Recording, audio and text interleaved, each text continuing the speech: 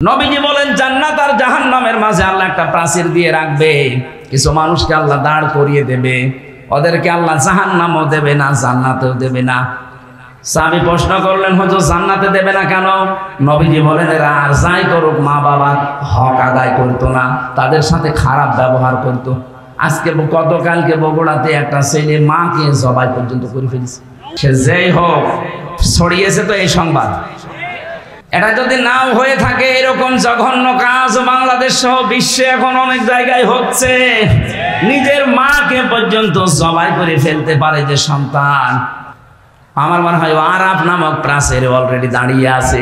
পরকীয়া প্রেমে যারা লিপ্ত, মেয়েদের অভ্যাস একটা আছে জন্মগত ভাবে, ওরা যদি একবার কোনো জিনিসের শান্তি পেয়ে যায়, জীবন চলে গেলে ওই জায়গা ছাড়তে চায় না। হ্যাঁ, কথা বলবেন আপনারা।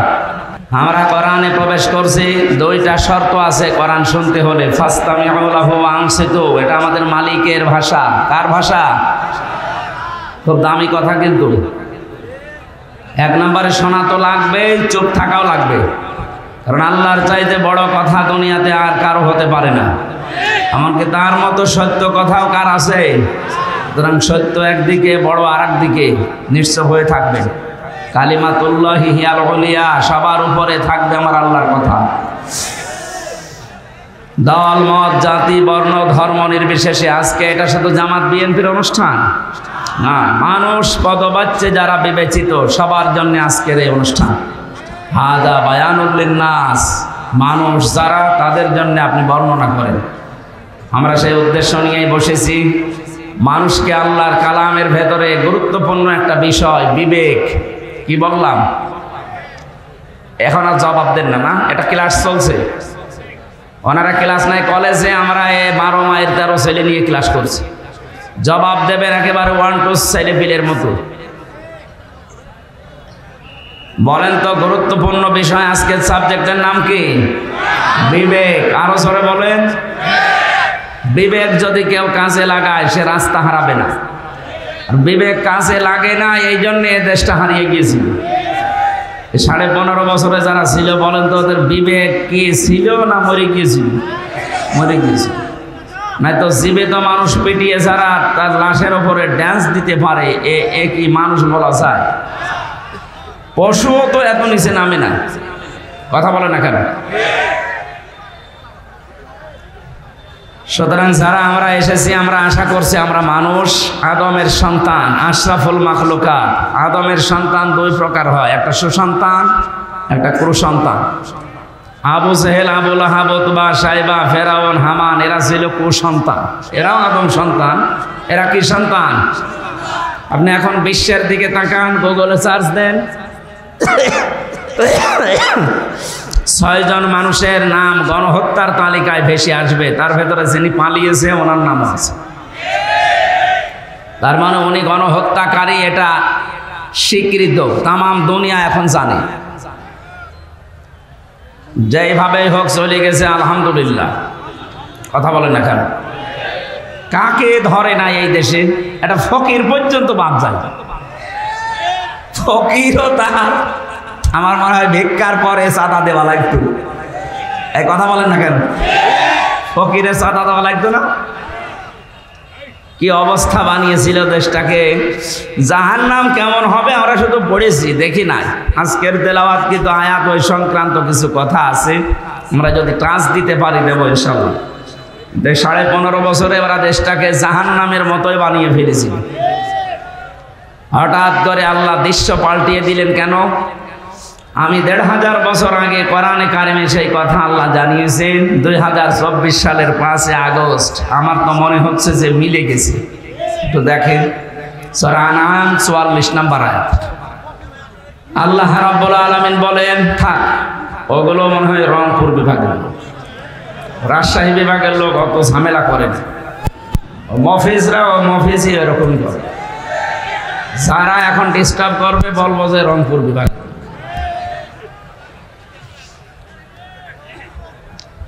আল্লাহ পাক বলেন, ফালাম্মা নাসু মা যুকিরু বিহি ফাতাহনা আলাইহিম আবওয়াবা কুল্লা শাই। যখন মানুষগুলো আমার আদেশ ভুলে গেল, তারা ক্ষমতা নেওয়ার আগেই বলেছিল ক্ষমতায় যেতে যদি পারি মদিনার সনদে দেশ চালাবো। পোড়াটা উল্টিয়ে তারা মোদির সনদে দেশ চালিয়েছে। মদিনার সনদ বাদ দিয়েছে, মোদির সনদ যুক্ত করেছে।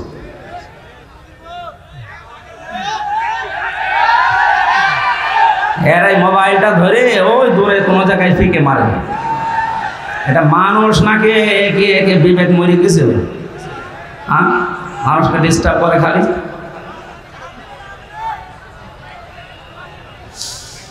বগুড়াবাসী কোরআনে কারিমের আয়াতের কথা ছিল, যখন আল্লাহর আদেশ তারা ভুলে গেল তখন তাদের নিয়ামতের যত দরজা আল্লাহ নিজে খুলে দিলেন।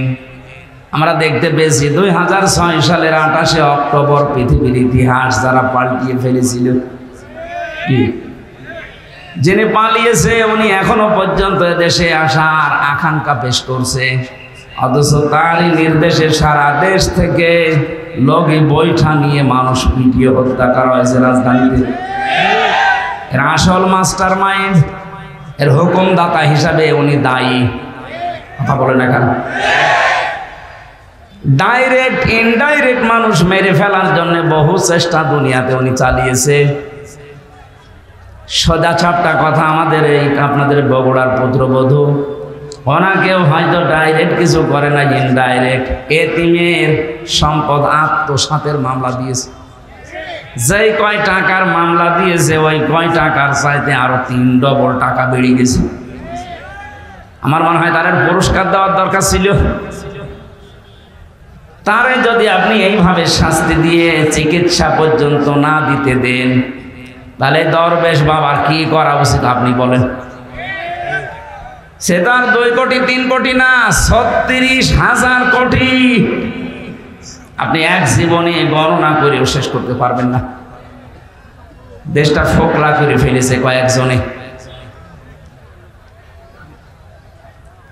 সুতরাং যিনি আছেন দূরে, এই আয়াতের অনুযায়ী আমরা দেখতে পেলাম আল্লাহর আইনগুলো যখন মানুষ ভুলে যায় তখন তাদেরকে আল্লাহ নিয়ামত বাড়িয়ে দেয়। কোন নিয়ামত তাদেরকে দেয়নি? সব আল্লাহ দিয়ে দিয়েছিলেন। হাত্তা ইযা ফারিহু বিমা উতু, আল্লাহ পাক বলেন এই মানুষগুলো আমার এই নিয়ামত পাওয়ার পরে দানকৃত এই সম্পদ, এই ক্ষমতা, এই প্রভাব প্রতিপত্তি, এই টাকা পয়সা, অর্থ সম্পদ, এই সুস্থতা, এগুলো পাওয়ার পরে ওরা যখন আনন্দে আত্মহারা হয়েছিল, আখাযনাহুম বাগতাতান, হঠাৎ করে আমি আল্লাহ নিজে তাদেরকে ধরলাম।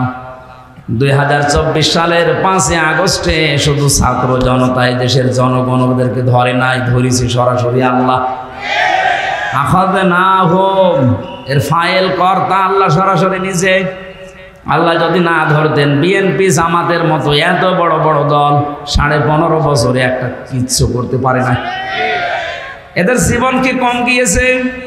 এদের কষ্ট, শ্রম, ঘাম কম যায়নি? আমি এক একজনের মামলার সংখ্যা দেখতাম আদালতে। ওই ফাঁসির কন্ডেম সেলের ভেতরে আমার সাথে মাঝে মাঝে দেখা করতে আসতো মানুষ। জিজ্ঞাসা করেছি কয়টা মামলা? এক একজন বলছে 313টা, 560টা। ও সারা জীবন চলে যাবে শুধু হাজিরা দিতেই, যদি খালাসও পায়। আপনার বিবেক কোন জায়গায় গিয়েছিল বলেন? একটা মানুষের নামে 313টা মামলা দেন আপনি, মানুষ। হ্যাঁ, তাও যদি দোষ করে মামলা খায় মেনে নেওয়া যায়, কিচ্ছু জানে না, ঘরে শুয়ে আছে, ঘুমের ভেতরেই ঘুম ভেঙার পরে দেখছে জেলখানায়। কি গো তুই গাছ কেটেছিস? কোন সময়? স্বপ্নে। এই কথা বলছে। এরকম স্বপ্নে মামলা ছিল না দেশে? হাজার হাজার ছিল। সুতরাং এই অবস্থার যারা সৃষ্টি করেছিলেন আল্লাহ নিজে বলছেন আমি তাদেরকে তাদের পাপের বোঝা যখন পরিপূর্ণ হয়ে গেছে তখন আমি নিজে তাদেরকে ধরলাম। বাগতাতান শব্দটা কোরআনে আছে। আকস্মিক ভাবে তাদেরকে এমন ভাবে ধরেছি ওরা যে দুপুরের খাবার খাবে সে সময়টাও পায়নি। এই বাঁশি বাজায় কে? ওর পিঠের ওপর একটা দেন। থাক, যে যেখানে দাঁড়িয়ে আছে বসে আছে থাক, কথা না বললেই হবে। কথা বলবেন না ভাই, আমার এমনিতে শারীরিক অবস্থা ভালো না, কথা বলবেন না।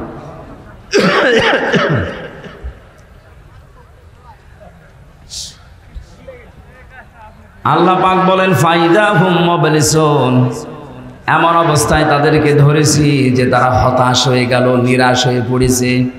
এরা যে হতাশ নিরাশ, এদের চেহারার দিকে এখন তাকালে আপনি টের পাবেন।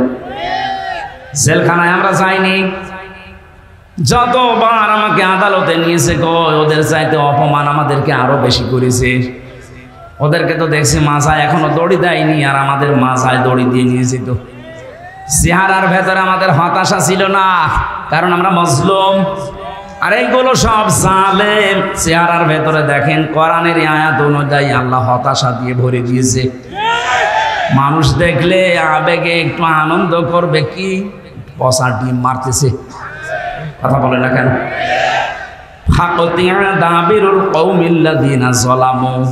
আল্লাহ পাক বলেন জালেমদের শিকড় কেটে দেওয়া হয়ে গেছে। সুতরাং এখনো যারা আশা করে আছেন যে না মা আসতেছে, এই আশা বাদ দেন, কারণ জালেমদের শিকড় কেটে দিয়েছে কে?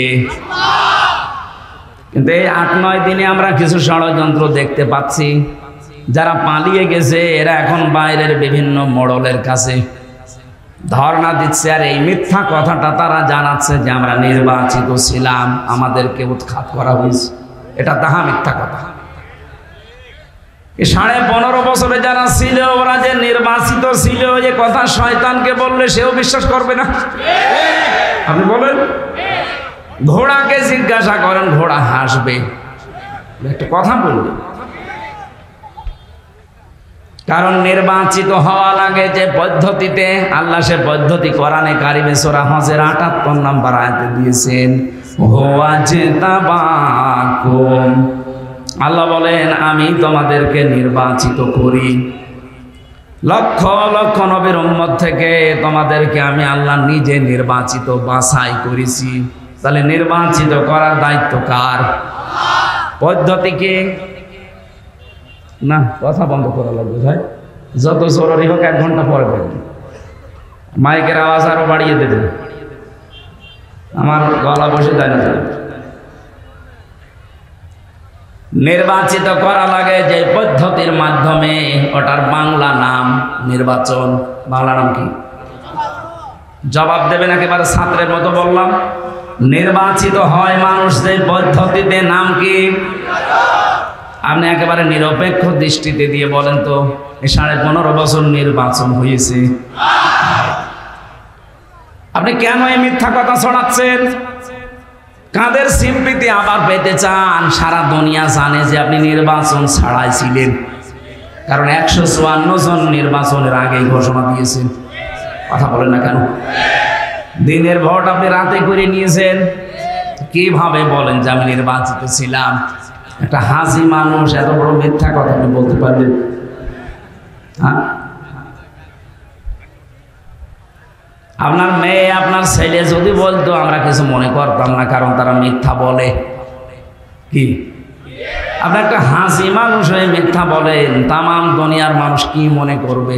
হাসি মনে হয় মিথ্যাই বলে। কাকে যখন ডিম পাড়ে দেখবেন কোকিলের, মনে করে কেউ দেখতেছে না। আপনি যে মিথ্যা বলছেন মনে করছেন কেউ জানে না, তামাম দুনিয়া এটা জানে যে আপনি মিথ্যাবাদী। আমার তো মনে হয় যত বছর বয়স ওনার, এতটা সত্য কথা জীবনে আছে কিনা আমার সন্দেহ লাগে। কি কথা বলেন? এই যে এই 2টা কথা তার প্রমাণ। আপনি বলছেন আমি নির্বাচিত, আরে নির্বাচনিত হয়নি। কিসের নির্বাচিত? বাংলাদেশে যে নির্বাচন হয়নি, আমার সাথে ওসি ছিল জেলখানায়, আমারে মাঝে মাঝে এসে বলতো হুজুর দেখেন তো আমার তওবা হয়েছে কিনা। কিভাবে তওবা করলেন? যে এই যে নির্বাচন গেল, উনি দায়িত্বে ছিল ফেনী, যে নুসরাত হত্যা মামলার। সে নির্বাচনের রাত 12টার পর থেকে আমার যা দলবল আছে এদেরকে সাথে নিয়ে আমি আল্লাহর নামে ভোট কাটা আরম্ভ করলাম। হ্যাঁ, এই যে কোরআন শরীফ আমার সামনে এইভাবে বলছে, আমি আল্লাহর নামে ভোট কাটলাম। ফজর পর্যন্ত কাজ শেষ করার পরে এটা জমা দিয়ে দিলাম বাক্স। গোসল করলাম, ওযু করার পরে 2 রাকাত নামাজ পড়লাম। এবার আমি নামাজ শেষ করে বললাম আস্তাগফিরুল্লাহ, হুজুর আমার তওবা হয়েছে। আপনি তো আল্লাহর কাছে দোষ করেননি যে আস্তাগফিরুল্লাহ পড়বেন, আপনি দোষ করেছেন হামজার কাছে। কথা বলছেন না? একটা এমপি বানাতে হলে 3.5 লাখ থেকে 4 লাখ মানুষের রায় লাগে, ভোট লাগে, আর আপনি সবারটা একাই দিয়ে দিলেন আর বলছেন হুজুর আমি আস্তাগফিরুল্লাহ পড়লাম। আগে আমার মতো 4 লাখ হামজার কাছে যে স্বীকার করবেন, বলবেন যে আমার ভুল হয়ে গেছে, এখন কি করব বলেন। তারা যদি মন থেকে বলে ঠিক আছে মাফ করে দিলাম যান, তাহলে আপনি মাফ পাবেন। কথা বলেন না কেন? ভয়ঙ্কর বিষয়ে এই কয় বছরের ভেতরে অনেক হামজা দুনিয়া থেকে বিদায় নিয়েছে, আপনি তাদের কাছে মাফ চাবেন কি করে?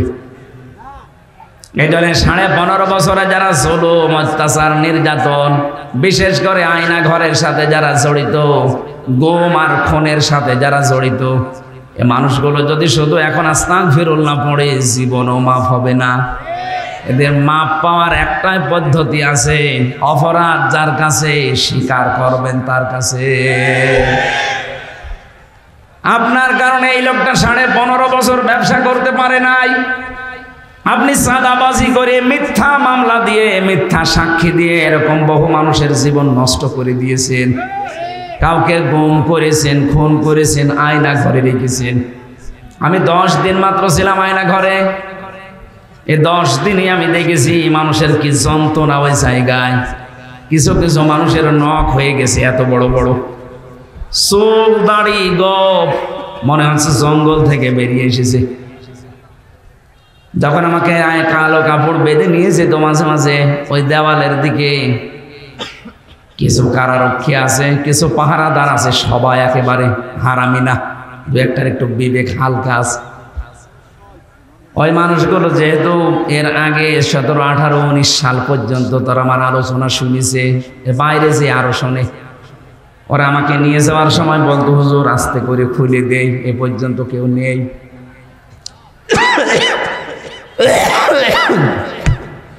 মাটির নিচে ওই সুড়ঙ্গ ঘর দিয়ে যখন নিয়েছে, এত বড় বড় নখ হয়ে গেছে, দেওয়ালের সাথে খুশিয়ে খুশিয়ে কেউ কেউ লিখেছে, মোবাইল নাম্বার দিয়ে নিচে লিখে দিয়েছে, ভাই যদি মাইরে যেতে পারেন নাম্বারে বলবেন যে আমি বেঁচে আছি।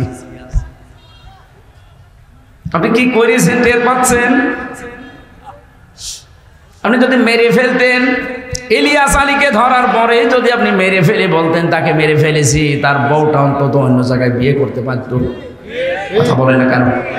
তার ছেলে, ওই ছোট্ট ছোট্ট মেয়েগুলো জানতো যে বাবা মারা গেছে, এখনো পর্যন্ত আপনি জানালেনও না যে লোকটা মরে গেছে, অথচ তাকে বহু আগে আপনি মেরে ফেলেছেন। এই গম, এটা আমার মনে হয় মানুষ হত্যার চাইতেও বড় অপরাধ। এদেশে কিয়ামতের আগে যারাই আসবে, এই গম নামক এত বড় মানবতা বিরোধী কাজ যেন কিয়ামত পর্যন্ত তুলে দেয়। আপনি মেরে ফেলেন একটা মানুষকে তার অপরাধের জন্য, আপনি গম করবেন কোন কারণে? কত ক্ষতি হয় জানেন এটা? আমার 10টা দিনের ভেতরে আমার বাবা, মা, স্ত্রী, আমার 2টা মেয়ে পাগল হয়ে গেছে 10 দিন মাত্র।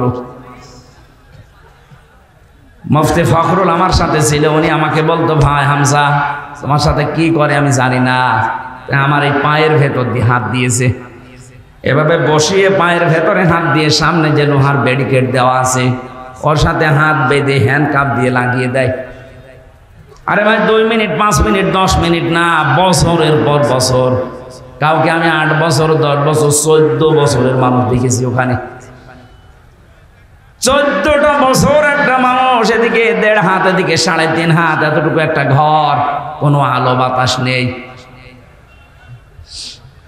একটা মানুষ জানে না যে এটা কোন বছর, কোন সাল চলছে, কি মাস এটা, কি বার এটা, কয়টা বাজে, ওর কিচ্ছু জানা নেই। 2-5 দিন, 10 দিন থাকলে তো মানুষ পাগল হয়ে যাওয়ার কথা। আমি তো প্রায় হাফ পাগল হয়ে গিয়েছিলাম, অথচ আপনি আসেন 14 বছর। আমার মনে হয় এই দেশের 18 কোটি মানুষকে মানুষ যদি যিনি পালিয়ে গেছে ওনাকে মাফ করে দেয়, ব্যারিস্টার আরমানের বউ জীবনও মাফ করবে না, এম ইলিয়াস আলীর বউ জীবনও মাফ করবে না। আপনি ওই জায়গায় থাকলে বুঝতে পারতেন কি করেছেন। এই কঠিন অবস্থাগুলো আপনি তৈরি করলেন, আর এখন বলছেন আস্তাগফিরুল্লাহ, আল্লাহ আমাকে মাফ করে দেন। আল্লাহর কাছে আপনি অপরাধ করেছেন, আপনি অপরাধ করেছেন আমাদের কাছে। কথা বলেন ঠিক কিনা? যাদের কাছে অপরাধ করেছেন, যদি সত্যি আপনি জালেম হয়ে থাকেন, আপনি নিজেও জানেন আপনি জালেম কিনা। অপরাধ যার কাছে স্বীকার করবেন তার কাছে। কিভাবে স্বীকার করবেন? যে বলবেন যে ভাই আমার মাফ হয়ে গেছে, ভুল হয়ে গেছে, না, এই 15.5 বছরে তার যে বিশাল ক্ষতি করে ফেলেছেন, ওই ক্ষতিপূরণ আগে তাকে দেবেন। কথা বুঝতেছেন? আমার যে 3টা বছরে আমার বাবার কাছ থেকে প্রায় 30 লাখের উপর আপনার টাকা নিয়েছেন বিনা কারণে। এই যে কয়েকদিন আগে মামলা আমার সব খারিজ হয়ে গেল, আদালত কর্তৃক প্রমাণিত যে আমার কোনো দোষ নেই, আমি নির্দোষ। তাহলে আদালত বলছে আমার কোনো দোষ পাইনি, আমি নির্দোষ। বিনা কারণে নির্দোষ মানুষটাকে 3 বছর আপনি তাও সাধারণ জেলে রাখেননি, ফাঁসির কন্ডেম সেলের ভেতরে রেখেছিলেন। বলেন, আমি কি ওই ধরনের অপরাধ করেছিলাম? ওখানে তো রাখা লাগবে যে মানুষগুলো মার্ডার মামলার আসামি, কেন আপনি আমাকে ওখানে রাখলেন? আমারে আর মামুনুল হককে আর ওই গিয়াসউদ্দিন মামুন সাহেবের 3 জনের ব্যাপারে এত কড়াকড়ি ছিল ভেতরে, দেখতাম ওই ফাঁসের কন্ডেম সেলে রেখেছে, আবার সিসি ক্যামেরা দিয়ে রেখেছে, আমার সাথে যেন কেউ কথা না বলে। এত মানসিক কষ্ট, খাবারের কষ্ট, যোগাযোগ বিচ্ছিন্ন করে রেখেছিলেন।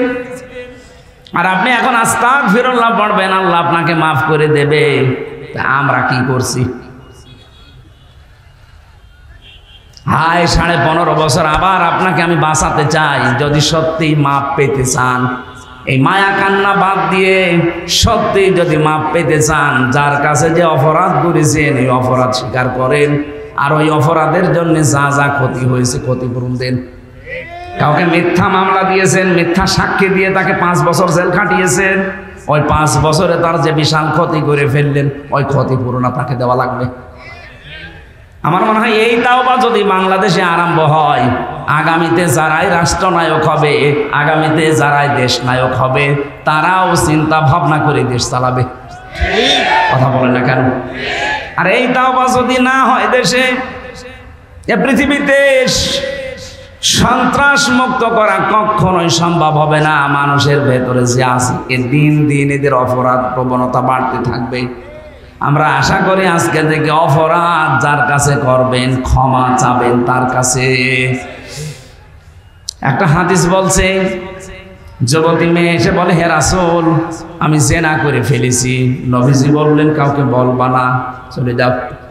মেয়েটি আবার এসে বলে, হে রাসূল, আমি জিনা করেছি। কানে আওয়াজ রাখবে। আপনি যদি সত্যি চিটারি করেন না, যাওয়ার সময় এমন বদনাম করবো, জীবনে কেউ মাইক নেবে না। কানে আওয়াজ লাগবে, আমার কানে আওয়াজ লাগবে। দরকার হয় মাইক কানের দিকে ঘুরিয়ে দেন। আধা ঘন্টা পরে আমি জানছি আমার গলা বসে যাবে। বাইরে আওয়াজ দেওয়ার কোনো দরকার নেই। আর এখানে 2 জন বসে কি দেখছেন? কি একজন থাকেন, একজন বাইরে কাজ করেন। সুবহানাল্লাহ আলহামদুলিল্লাহ লা ইলাহা ইল্লাল্লাহ সুবহানাল্লাহ আলহামদুলিল্লাহ।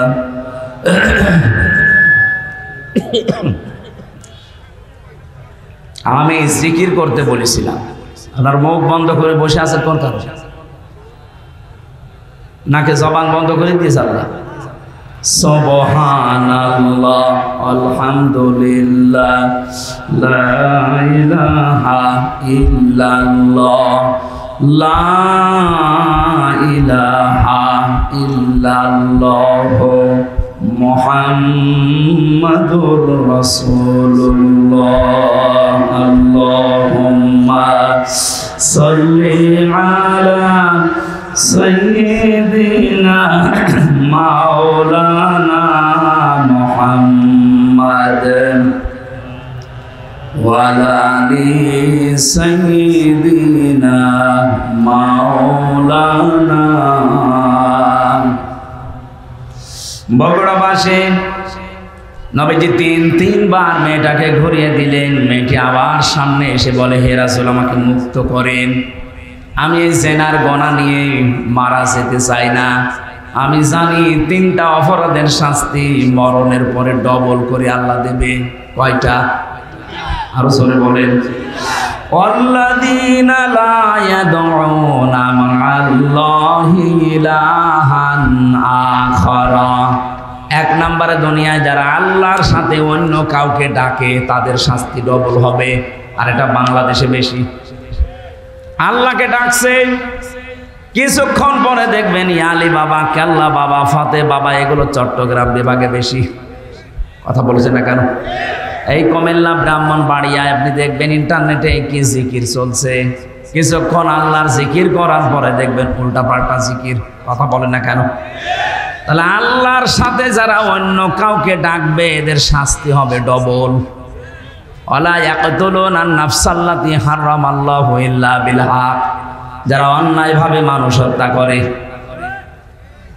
2024 সালের আগস্টের 5 তারিখের আগ পর্যন্ত 3732 জন মানুষ মারা গেছে সরকারি জরিপে। এদের একটাও আপনি দলিল দিতে পারবেন কোন কারণে মারলেন এদের?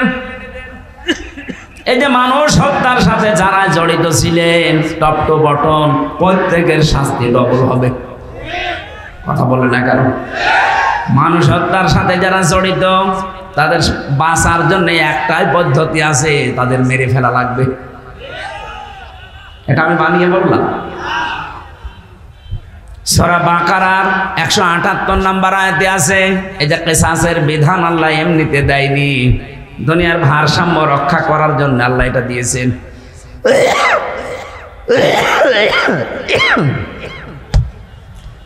সুতরাং যারা মানুষ হত্যার সাথে জড়িত আপনাদের আখিরাত শেষ, আপনি মারা গেলে জাহান্নামী।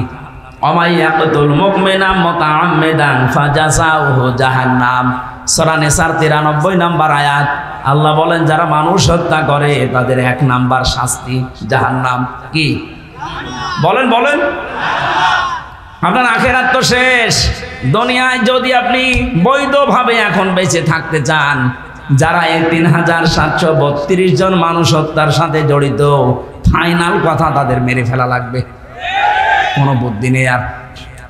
3 নম্বরে ওয়ালা ইয়াসনুন, জেনা করবা না। যারা দুনিয়ায় জেনা করে এই মানুষগুলোর শাস্তি কয়টা? ডবল। বলেন বলেন। মেয়েটি বলছে, হে রাসূল, আমি জেনা করে ফেলেছি, গর্ভবতীও হয়ে গেছি। বিশ্ব নবী বললেন তোমার অপরাধ হয়েছে, কিন্তু বাচ্চাটার অপরাধ নেই, ওটা আগে খালাস হোক। খালাস হওয়ার সঙ্গে সঙ্গে আসবো, আমি বিচার করে দেব। যে এসেছে বলে, হে নবী, এই যে আমার বাচ্চা, আপনি আমাকে মুক্ত করেন অপরাধ থেকে। বগুড়াবাসী, আমার কথা হচ্ছে, মেয়েটা আরবি ভাষার লোক, আরব দেশের। তার ভাষা, মাতৃভাষা কি? বলেন বলেন। নবীজিকে তাকে বলতে পারতেন না, ঠিক আছে যা হয়েছে হয়েছে, গোপনে আস্তাগফিরুল্লাহ পড়ে নাও। আর তাকে কি আস্তাগফিরুল্লাহ মুখস্থ করানো লাগতো? সে তো তার মুখস্থ আছে, কারণ সে আরবি ভাষার লোক, একবার শুনলেই তো পড়ে ফেলতো। সেকে আস্তাগফিরুল্লাহ পড়লে তার মাফ হয়ে গেছে। কেন নবীজি তাকে বললেন যে ঠিক আছে যাও? 10 মাস 10 দিন পরে এসেছে বাচ্চাটা নিয়ে, বললেন না এখনই হবে না, তোমার স্তনের দুধ আছে, এই বাচ্চার অধিকার 2 বছর, এটা আগে কমপ্লিট করে আসো। বাচ্চাটা যখন শক্ত খাবার খাওয়া শিখবে তখন আসবা। ঠিক এসেছে। যখন আসলেন ডাক দিয়ে বললেন, হে রাসূল তাড়াতাড়ি করেন। সে কিন্তু জানে যে বিচার কি হবে, সে নিজে জেনে এসেছে। বিশ্বনবী নিজে ছেলেটাকে এক সাহাবীর আন্ডারে দিয়ে দিলেন। ডাক দিয়ে বললেন, একে মাটির ভেতরে গেড়ে দাও। চারিদিক থেকে পাথর মারা আরম্ভ হয়ে গেছে। হযরতে খালিদ ইবনে ওয়ালিদ বলেন, এত জোরে একটা পাথর নিক্ষেপ করলাম, ওটা ফিনকে দিয়ে রক্ত এসে আমার শরীরে লেগে গেছে। আমি বরদোয়া দিয়েছিলাম, ভৎসনা দিয়েছিলাম। নবীজির কানে কথাটা যাওয়ার পরেই বিশ্বনবী বললেন, খালিদ থামো, আমি নবী, তুমি নবী না, আমি জানি তুমি জানো না। আমি যা দেখতে পাই তুমি দেখতে পাও না। আমি দেখতে পেয়েছি আজরাইল ৭০,০০০ ফেরেশতা নিয়ে আকাশ থেকে নাজিল হয়ে আমাকে বলছে, হে রাসূল, এই মহিলার যে তাওবা, এর যে অনুশোচনা, এর যে কর্মকাণ্ড দেখিয়ে গেল দুনিয়ায়, এমন ভাবে যদি কোনো জালেম তাওবা করে যেতে পারে আল্লাহ তাকেও মাফ করে দেবে। কি বুঝলেন আপনি এই ছোট্ট স্টোরি থেকে? শুধু অপরাধ করে আস্তাগফিরুল্লাহ পড়লে যদি মাফ হয়ে যেত। হ্যাঁ, আস্তাগফিরুল্লাহ পড়লে আপনার জীবনে যে গুনাহগুলো আল্লাহর সাথে ঘটেছে, আল্লাহর অধিকার নষ্ট করেছেন, ওইগুলো মাফ হবে। আপনি সব সময় এই জন্য পড়বেন ইস্তিগফার, আস্তাগফিরুল্লাহ, আস্তাগফিরুল্লাহ। কিন্তু তাওবা যদি কেউ করতে চায়, তাওবা করলে জীবনের অপরাধ শুধু মাফ হয় না, ওই জায়গাটা আল্লাহ পুরা ফাঁকা করে দেয়, বাকি জায়গাটা আমার আল্লাহ পুরা নেকি দিয়ে পাল্টিয়ে দেয়। ইল্লা মান তাবা ওয়া আমানা ওয়া আমিলা আমালান সলিহা ফাউলাইকা ইউবাদদিলুল্লাহু সাইয়্যাতিহিম হাসানাত। দুইটাই বহুবচন। আল্লাহ পাক বলেন, যারা তাওবা করে, ইস্তেগফার না, যারা তাওবা করে, এই মানুষগুলো তাওবা করার পরে যদি সিদ্ধান্ত নেয় যতদিন আমি বেঁচে আছি ভালো কাজে লাগবো। এখন তাওবা কি? তাওবার ১ নাম্বার শর্ত হচ্ছে অনুশোচনা করা। কি? ২ নাম্বারে আপনি অপরাধ যার কাছে করেছেন তার কাছে যে স্বীকার করতে হবে, স্বীকৃতি দেওয়া লাগবে। এটা যদি আল্লাহর সাথে সম্পৃক্ত হয় আল্লাহর কাছে বলবেন, যদি বান্দার সাথে সম্পৃক্ত হয় বান্দার কাছে বলা লাগবে। ৩ নাম্বারে যা করেছি জীবনে আর এই কাজ আমি জীবনে দুনিয়ায় কোনোদিন রিপিট করব না। জোরে বলেন সুবহানাল্লাহ। তাহলে তাওবা করলে জীবনের অপরাধ শুধু মাফ হয় না, পুরা জায়গাটা আল্লাহ নেকি দিয়ে পাল্টিয়ে দেয়। এটা আস্তাগফিরুল্লাহর মতো না। মেয়েটা তাওবা করেছে না ইস্তেগফার করেছে? তাওবা। বলেন বলেন। এই জন্য আমার আল্লাহ দুনিয়াতে তার এমন তাওবা কবুল করলেন, বিশ্বনবী বলেন এটা যদি পুরা আরব জাহানে সবার ভেতরে ভাগ করে দেন সবাইকে আল্লাহ মাফ করে দেবে। এত বড় তাওবা হয়েছে তার। আর 15.5 বছরে এই 14 দল বাদ দিয়ে বাকি আমরা যারা আছি এদেশে সবাই মাজলুম। কথা বললেন না? 14 দল বাদ দিয়ে বাকি যারা আছি আমরা সবাই কম বেশি মজলুম। এই মজলুমদের এখন উহুদের ময়দান থেকে শিক্ষা নেওয়া লাগবে। উহুদের ময়দানে প্রথমে কিন্তু বিজয় হয়ে গিয়েছিল মুসলমানদের, কিন্তু গনিমতের মাল যখন ভাগাভাগি করার জন্য দৌড়াদৌড়ি আরম্ভ করেছে, হযরতে খালিদ বিন ওয়ালিদ ওই সময় কাফের ছিল। আকস্মিক ভাবে তিনি অতর্কিত হামলা চালিয়ে জায়গায় 14 জন মেরে ফেলেছিলেন। আমার মনে হয় বাংলাদেশ এখন উহুদের প্রান্তরে দাঁড়িয়ে আছে। আমরা যে বিজয়টা পেয়েছি, এই মাজলুম মানুষগুলো যদি এখনো পর্যন্ত মায়ের পেটের সন্তানের মতো আমরা সিমেন্টেড হয়ে যেতে না পারি, ওরা কিন্তু এখনো পেতে আছে। দেখেন না, মাঝে মাঝে বলে আমি কাছাকাছি আছি, চট করে ঢুকে পড়বো, এমনি বলে। ওরা ওই খালিদ বিন ওয়ালিদ যখন কাফের ছিল, যে ভূমিকায় ছিল, ওরা ওই ভূমিকা পালন করার জন্য আছে পেতে। এই জন্য মাঝে মাঝে নতুন নতুন ইস্যু তৈরি করে পাঠায়। আর দেশের কিছু মানুষ আছে ওরা আন্দাজে লাফিয়ে পরিবেশ নষ্ট করে। আর পরিবেশ নষ্ট করে করবে কি? পেছনে লাল হয়ে যায়। এক কথা বলছেন না কেন? যে গোপালগঞ্জে আরম্ভ করেছিল, ওই সময় কয়েকদিন শুনলাম বাসের ভাড়া গোপালগঞ্জ থেকে ঢাকা পর্যন্ত যদি আপনি দাঁড়িয়ে যান 1000 টাকা, আর বসে গেলে 500 টাকা। কারণ বসার মতো কায়দা আর্মি ওদের রাখে নাই। কথা বলে ঠিক কিনা? এই জন্য আহ্বান জানাচ্ছি, পালিয়ে যে গেছে এ দুনিয়ার ইতিহাসে এটাই বলে 850 বছর আগে ওনার দাদা পালিয়েছিল, লক্ষণ সেন। কথা বলে না কেন? ওনার দাদা কথা বললাম কেন? আমার ফাঁসি চাই বইটা পড়েন, দেখেন ওনার জন্মের ইতিহাস লেখা আছে। ওনার জন্মের ইতিহাস না, ওনার বাবার জন্মের ইতিহাসও লেখা আছে।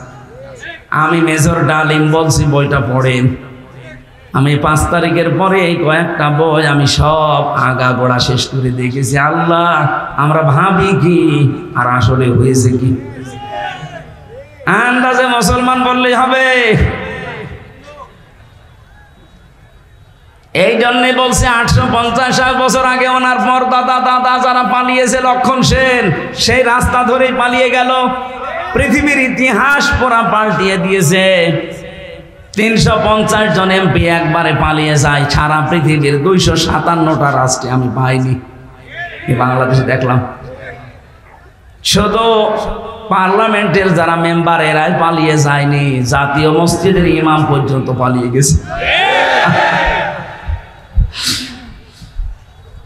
কি আশ্চর্য বলেন তো, ইমাম সাহেবও পালিয়ে যায়।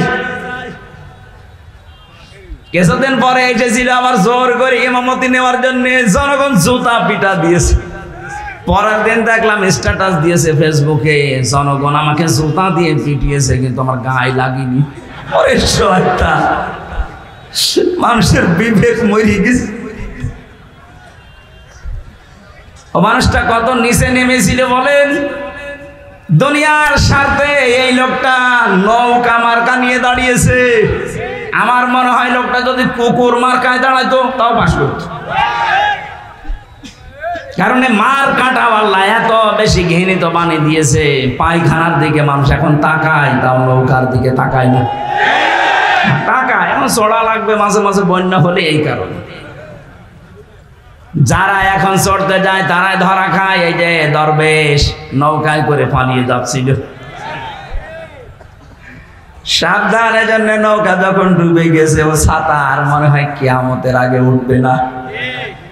কারণ দুনিয়ার ইতিহাসে এইটাই আমরা পড়েছি, কোন স্বৈরাচার যদি একবার পালিয়ে যায় ও জীবন থাকতে আর ফিরে আসে না, কারণ ও জানে আমি গেলেই মারা পড়ে যাব।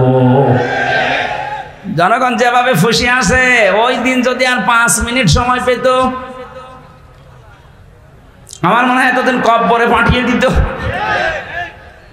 হায়াত আছে বলে বেঁচে আছেন, কিন্তু সারা জীবনে এখন যতদিন আছেন অপমানের জীবন নিয়ে থাকা লাগবে। আমাদের শিক্ষা নেওয়া দরকার এখান থেকে, আমরা যেন জালেম হয়ে না যাই কোনোদিন। যদি আমরা কেউ জুলুমকারী হয়ে যাই, মাজলুমকে আল্লাহ তো ক্ষমা করে দেবে, কিন্তু জালেমের জন্য আল্লাহ নিজে মামলা দেবে। এটা আছে সূরা শুরা 25 নম্বর পারা 6 নম্বর পৃষ্ঠার 12 নম্বর লাইনের 42 নম্বর আয়াতের প্রথম অংশে আছে, ইন্নামাস সাবিলু আলাল্লাযিনা ইয়াযলিমুনান নাস। অবশ্যই আমি আল্লাহ নিজে মামলা দায়ের করব তাদের বিরুদ্ধে যারা মানুষ হয়ে মানুষের উপরে জুলুম করেছে। 15.5 বছরে যে জুলুম হয়েছে এটা ওয়াজ করা লাগবে আরো জোরে। সুতরাং 1628টা চেয়ার ছিল এই দেশে, মেন চেয়ার। শাহ আলম ভাইয়ের চেয়ার না, এই চেয়ার না। যিনি পালিয়েছে তাকে থেকে শুরু করে থানার শিবগঞ্জের ওসি পর্যন্ত 1628টা চেয়ার ছিল মেন দায়িত্ব পালন করার জন্য। আর এইগুলো যারা ঘোরাফেরা করে এরাই দেশ চালায়। এই মানুষগুলোর প্রত্যেকটাই ছিল জালেম আর জালেমের সহযোগী, কেউ ডাইরেক্ট কেউ ইনডাইরেক্ট। এই কথা বলে না কেন? এদের বিরুদ্ধে মামলা হামসার বলেন, শাহ আলমের, কার? আমরা অত্যাচারিত হয়েছি, আমরা যদি কিছু নাও বলি আল্লাহ আপনার বিরুদ্ধে মামলা দেবে। কারণ এই দেশের 1628টা চেয়ারের যারাই ছিল তারা আল্লাহর মামলার আসামি। আপনি শব্দটা খেয়াল করছেন? কত ওজনওয়ালা, আল্লাহর মামলার আসামি এরা। বাদী যত বড় হয় মামলা তত কঠিন হয়, বলেন। এরা আল্লাহর মামলার আসামি। এদের দুনিয়াও শেষ, জালেমদের আখিরাতও শেষ। আল্লাহু লা ইয়াহদিল কওমাজ জালিমিন। আল্লাহ বলেন আমি জালেমদেরকে হেদায়েত দিচ্ছি না, দেব না। এটা মুজারে, বর্তমান, ভবিষ্যৎ, প্রেজেন্ট, ফিউচার। কি করলেন আপনি? জালেমদের দোসর হয়ে সাহায্য সহযোগিতা করে যা কামিয়েছিলেন সেগুলো ভোগ করতে পারলেন না। আর দুনিয়া তো শেষ হয়ে গেল, আপনার আখিরাত শেষ। আপনি তো ছোটখাটো কোন বাদীর আসামি না, আপনি সরাসরি আল্লাহর মামলার আসামি। আপনার দিকে তাকিয়ে এখন আফসোস হয় মাঝে মাঝে, কি করলেন আপনি? আমাদের জীবনের দিকে একটু খেয়াল করা দরকার। আমি আমার ইমান থেকে বলছি, এখানে যারাই আমরা আছি 200 বছর পরে যদি এই জমিনে কেউ আমরা ঘুরে আসি, আমার নিজের বাড়ি, বানানো বাড়ি আমাকে আমার নাতি ছেলে তারা উঠতে দেবে? বলেন তো দুনিয়াটা কেমন? এই বাড়ি ঘর জমি জায়গার জন্য এমন কোনো কিছু করি নাই, সব আমার জীবনে ছিল, সে বৈধ অবৈধ বলেন। অথচ মাত্র 200 বছর পরে এখন ফিরে আসবেন, আপনাকে আপনার ছেলের ছেলের ছেলে 3 পুরুষের পরে আর তারা চিনবেও না, উঠতেও দেবে না। কোরআনে কারিমে আল্লাহ আমাদেরকে কথাটা বারবার আমাদের বিবেকের কাছে ধাক্কা দিয়েছেন, আমাল হায়াতুদ দুনিয়া ইল্লা মাতাউল গুরুর। ও পৃথিবীর বান্দা বান্দিরা, একটু বিবেকটা কাজে লাগাতে পারো না? দুনিয়ার জীবন কিন্তু ধোঁকা, তোমার মা বাবাও ধোঁকা, সন্তান ধোঁকা, স্ত্রী ধোঁকা। দুনিয়ায় একটু ভান করে থাকো, দেখো চোখ বন্ধ করে সব ধোঁকা ধরা পড়ে যাবে। সুতরাং আমরা যেন পাগলামি না করি কেউ। বিশাল ধোঁকা আমাদের সামনে যেটা দেখা দিচ্ছে এখনো আছে, এই ধোঁকায় পড়ে আমি আমার আখেরাত নষ্ট কোনো করতে পারি না। আমার আখেরাত যেন আমার সামনে 1 নম্বরে থাকে, এই দুনিয়া যেন আমার পেছনে থাকে। তাহলে আখেরাত যদি কেউ 1 নম্বর বানায়, দুনিয়া আমার আল্লাহ তার কপালে যা আছে এমনি দিয়ে দেবেন। আমরা কি আখেরাত সামনে রাখতে রাজি আছি? বলেন বলেন। আমার এবার তেলাওয়াত কি তো আয়াত সূরা আরাফ 179 নম্বর আয়াত। আজকের আলোচনার বিষয় যেটা বলেছিলাম, নাম হচ্ছে বিবেক। নাম কি? এটা যাদেরকে আল্লাহ দিয়েছেন, এই বিবেক যাদের কাছে লাগে না, একেবারে অ্যাক্টিভ হয়ে মিশে যাবেন কোরআনের সাথে। আল্লাহ পাক বলেন, ওয়ালাকাদ যারানা লিজাহান্নামা কাসীরাম মিনাল জিন্নি ওয়াল ইনস। অধিকাংশ মানুষ আর জিন জাহান্নামে যাবে, এই জন্যই তাদেরকে বানিয়েছি। কে বলছেন? প্রশ্ন আসতে পারে, তাহলে আমার দোষ কি? অধিকাংশ মানুষ আর জিন যদি জাহান্নামে যায়, তা আমার কি দোষ? এখানে আল্লাহ 3টি ইন্দ্রিয় শক্তির কথা দিয়েছেন। যাদের ভেতরে এই 3টা আছে, যদি কাজে না লাগে সে জাহান্নামে যাবে, যার কাজে লাগবে সে জান্নাতি। একেবারে কাটছাট সহজ কথা। 1 নম্বরে লাহুম কুলুবুল লা ইয়াফকাহুনা বিহা, যাদের কলব আছে কিন্তু চিন্তা ভাবনা নেই। এই যে আপনাকে বিবেক আল্লাহ দিয়েছেন, কিন্তু বিবেকটা আপনি কাজে লাগান না। বিবেক কাজে লাগাতে পারলে আপনি রাস্তা হারাবেন না, রাস্তা পেয়ে যাবেন। একেবারে গোড়াতে শিকড়ে আল্লাহ হাত দিয়েছেন আমাদের। হালাতা আলাল ইনসানি হাইনুম মিনাদ দাহরি লাম ইয়াকুন শাইআম মাযকুরা। আল্লাহ পাক বলেন, হামজা একটু কি খেয়াল করো না, বিবেকটা কাজে আমার লাগে না, যে তুমি জন্মের আগে উল্লেখ করার মতো কিছুই ছিলে না। আমার এই যে 33 বছর বয়স, এখন 34 বছর আগে হামজা নামে আমার বংশে যেহেতু কেউ ছিল না, আমার বংশে আমার রিয়াজ এবং ফিরোজা, এই মাধ্যমে আমি দুনিয়ায় আসলাম। কেউ আলোচনাও কোনোদিন করেছে যে এখানে হামজা নামে একজন এসেছে? মাত্র 34 বছর আগে। আল্লাহ পাক আমাকে এটা স্মরণ করাচ্ছেন কেন? কারণ একটা দুর্বল জায়গায় আঘাত দিয়েছেন আমার। আমি যখন কিছুই ছিলাম না, নেই থেকে আস্তে আস্তে আমার আল্লাহ হামজা বানিয়ে চেয়ারে বসিয়েছে।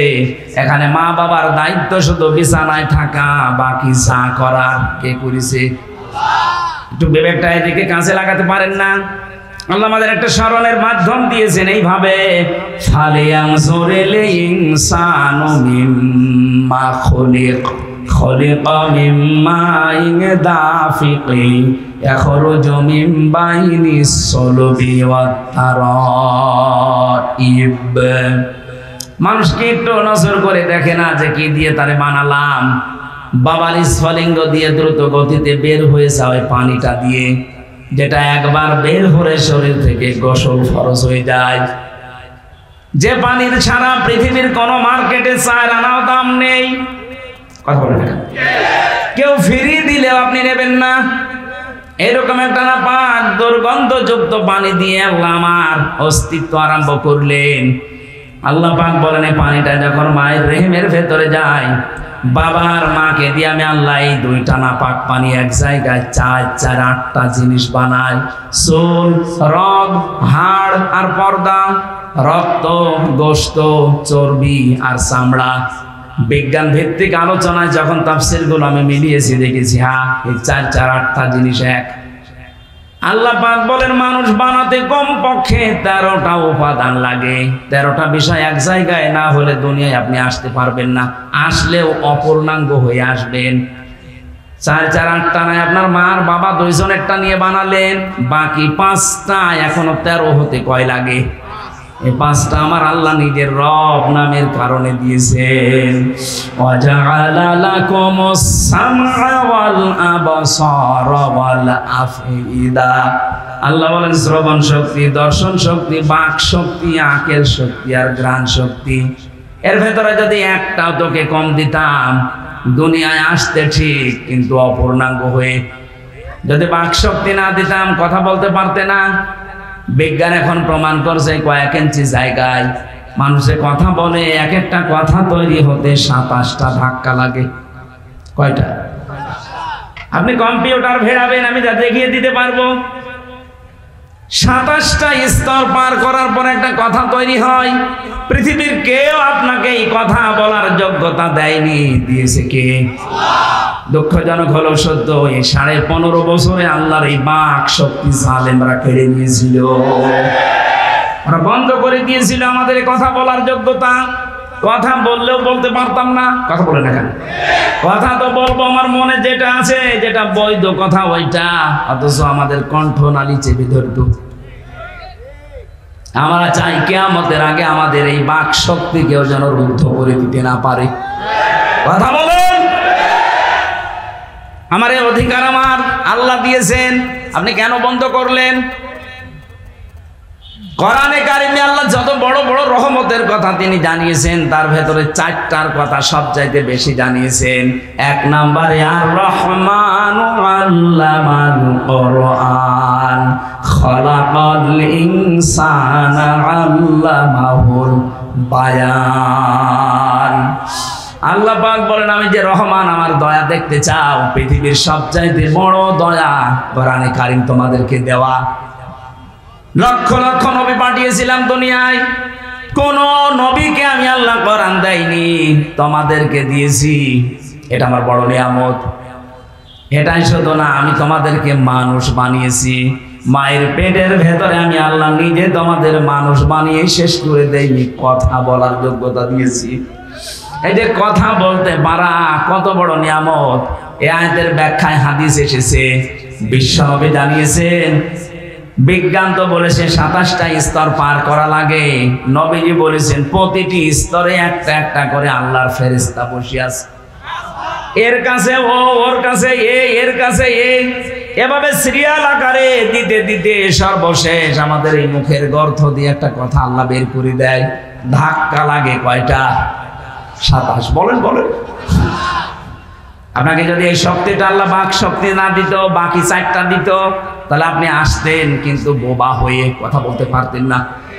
আরে ভাই, এইটার জন্য তো কিয়ামত পর্যন্ত সেজদায় পড়ে থাকার কথা। দর্শন শক্তি আল্লাহ আমাদেরকে দিয়েছেন। আলাহুম আ'য়ুনুল লা ইউবসিরুনা বিহা। কি হয়েছে? চোখ দিলাম তোদেরকে, কেন দেখিস না? যেটা দেখার দরকার মানুষ ওটা দেখে না, যেটা দেখা দরকার না, নিষিদ্ধ, ওইটার দিকে মানুষের চোখ বেশি। বলেন, একটু কন্ট্রোল করা যায় না নিজেকে? আজ কত মানুষ নিজের বৈধ স্ত্রী বাদ দিয়ে পরকীয়া প্রেমে 180 মাইল বেগে লাইন চালাচ্ছে, নাকি এলাকায় শুরু হয়নি? নিষিদ্ধ বস্তু দেখতে দেখতে চোখের পর্দা কালো হয়ে গেছে। যেটা দেখা দরকার না ওইটা যদি কেউ বারবার দেখে, আমার আল্লাহ চোখের উপরে 2টা জিনিস দান করে, তার বৈধ জিনিসগুলোর প্রতি ঘৃণা জন্মিয়ে যায়। সেদিন একজন স্ট্যাটাস দিয়েছিল আমাকে, বলছে আমার বৈধ স্ত্রী কয়েক বছর সংসার করার পর একটা সন্তানও দিয়েছে, কিন্তু এখন আমার আর ভালো লাগে না। বাইরের মেয়ে লোক দেখলে খুব ভালো লাগে, আনন্দ লাগে। বললাম এই রোগ থেকে মুক্ত হওয়ার জন্য 2টা পদ্ধতি আল্লাহ দিয়েছেন, ঔষধ। এখানে যাদের এরকম অভ্যাস আছে, নিজের জায়গ স্ত্রী এখন আর ভালো লাগছে না, বাইরেরটা দেখলেই কেমন জানি আকর্ষণ তৈরি হয়, নাকি এলাকায় নেই? যদি এরকম মন মানসিকতা কারো তৈরি হয়, উলঙ্গ অর্ধ উলঙ্গ নাচ দেখলে আনন্দ লাগে, তাদেরকে আপনি কোরআনে কারিমের ঔষধ দুইটা বলছি, সূরা নূর 18 নম্বর পারা 12 নম্বর পৃষ্ঠা 7 নম্বর লাইনের 30 নম্বর আয়াত। তো বাড়ি যে আয়াতটা একটু তাফসীর করবেন। وَقُلْ لِلْمُؤْمِنِينَ يَغُضُّوا مِنْ أَبْصَارِهِمْ وَيَحْفَظُوا فُرُوجَهُمْ ذَلِكَ أَزْكَى لَهُمْ إِنَّ اللَّهَ خَبِيرٌ بِمَا يَصْنَعُونَ বলেন আল্লাহু আকবার। আল্লাহ পাক বলেন, হে নবী, মুমিন পুরুষ যারা আছে এখানে তাদেরকে আপনি বলে দেন তারা যেন তাদের চক্ষুকে নিম্নগামী করে রাখে পর স্ত্রী থেকে, পর নারী থেকে। 2 নম্বরে তাদের লজ্জা স্থানকে হেফাজত করে। প্রশ্ন আসতে পারে, দুইটা কাজ করা অত সহজ? হ্যাঁ, সহজ না। এই জন্যই তো আল্লাহ আপনাকে এত দামি বানিয়েছে। আপনার পরীক্ষা তো এই দুইটাই। বিশ্ব নবী জানিয়েছেন, দুইটা গর্থের যদি কেউ আমাকে গ্যারান্টি দিতে পারে, আমি আল্লাহর নবী বলছি তাকে আমি জান্নাতে পৌঁছিয়ে দেব। 1 নম্বরে এই মুখটা, 2 নম্বরে লজ্জা স্থান। এই দুইটা গর্থ যদি সত্যিই কেউ হেফাজত করে রাখতে পারে, আল্লাহর দিকে তাকিয়ে একটা অনির্বচন সুখ আপনাকে আল্লাহ দান করবে। শব্দটা কে বললাম বলেন তো? অনির্বচন সুখ। এটা বাংলা, বাস্তবতা দেখাচ্ছি। এই যে সিল ছো মারে যখন পাখির বাচ্চাদের, মা পাখিটা তখন নিজের ডানাটা এভাবে বিছিয়ে ফল করে দেয়, এর নাম আরবিতে ওয়াকফিজ।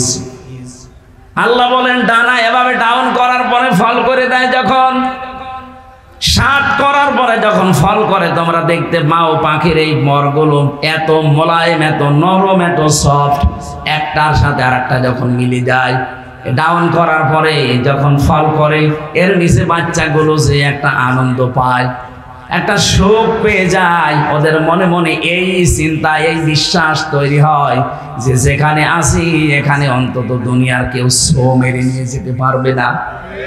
কিচিরমিচির কিচিরমিচির আওয়াজ দেয়। বাংলাতে এদেরকে বলা হয় অনির্বচন সুখ। আপনি যদি সত্যি আল্লাহর ভয়ে আজকে আপনার এই চোখের যে গোনা আছে এটা বন্ধ করে দিতে পারেন, আপনার হৃদয়ের ভেতরে আল্লাহ আলাদা ভাবে একটা সুখ নিজে দান করবেন।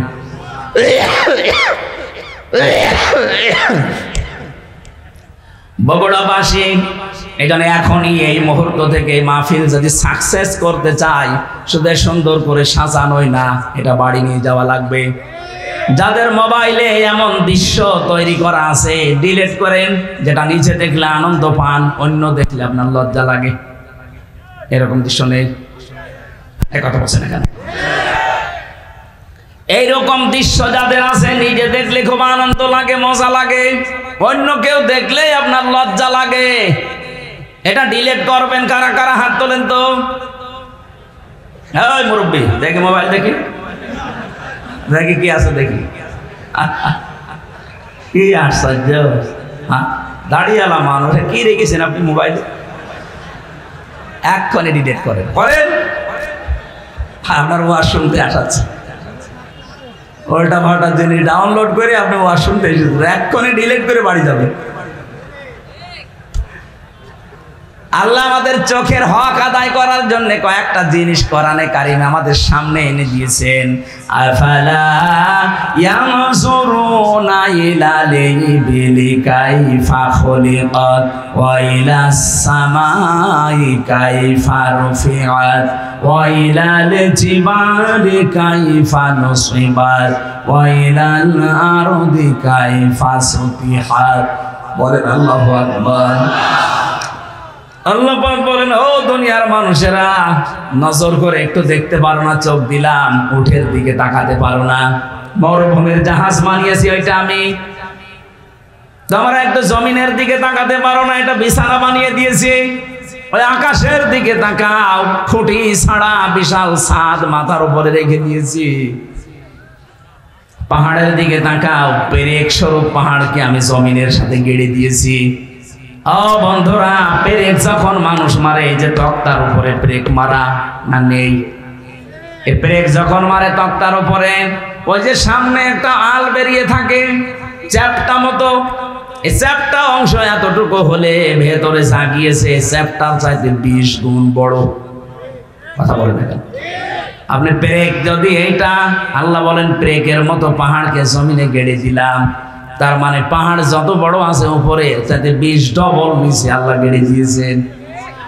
এই যে পঞ্চগড়ের পাশে হিমালয় পাহাড়, আপনি চিন্তা করে 36,000 ফিট, এত বড় বিশাল পাহাড় উপরে যদি থাকে, ভেতরে এরকম 20 গুণ আল্লাহ গেড়ে দিয়েছেন। আল্লাহর ক্ষমতা কি? বিশ্বাস করি আল্লাহ একজন আছে। আরে ভাই, তার ক্ষমতা কি জানেন? কিয়ামতের আগে তা 7 তাবক আসমান আর জমিন পুরাতন কাপড়ের মতো আল্লাহ নিজের হাতের ভেতরে গুটিয়ে নেবেন। জোরে বলেন আল্লাহু আকবার। আল্লাহ আমাদেরকে এগুলো দেখিয়ে দেখিয়ে আমাদের বিবেকটা নাড়া দিচ্ছে। কি হয়েছে তোদের? আমার ক্ষমতা সম্পর্কে ধারণা আসে না? 8, 5, 13টা জিনিস এক হয়ে যাওয়ার পরে আস্তে করে মায়ের পেট থেকে ধরে নিয়ে আসলাম, তোর একটা বারের জন্য বিবেক কাছে লাগে না? কেন তোরে আমি এভাবে বানিয়ে নিয়ে আসলাম? পৃথিবীর অন্যান্য সৃষ্টিকে, এ মানুষগুলো সৃষ্টি জগৎকে আমি কত দুনিয়ায় তাদেরকেও নিয়ে আসি, কিন্তু এত সম্মান দিয়ে নিয়ে আসি না। শুধু আশরাফুল মাখলুকাত হিসাবে তোদেরকে আমি এত সম্মান দিয়ে দুনিয়ায় নিয়ে আসি। মারা যাওয়ার পরে তাদেরকে আমি ফেলে দেব সেখানে সেখানে না, তাদের সম্মানজনক একটা দাফন কাফনের ব্যবস্থা পর্যন্ত আমাদের করা লাগে। কথা বলেন ঠিক কিনা? যে আদমকে এত সম্মান দিলেন বিবেকের কারণে। কিসের কারণে? বিবেক আছে বলে আপনার এত সম্মান। বিবেক না থাকলে আপনি যদি পাগল হয়ে যান, আপনার এত সম্মান দুনিয়ায় কেউ দেবে না। সুতরাং আপনার যে বিবেক আছে, এটা আজকে থেকেই কাজে লাগাবেন।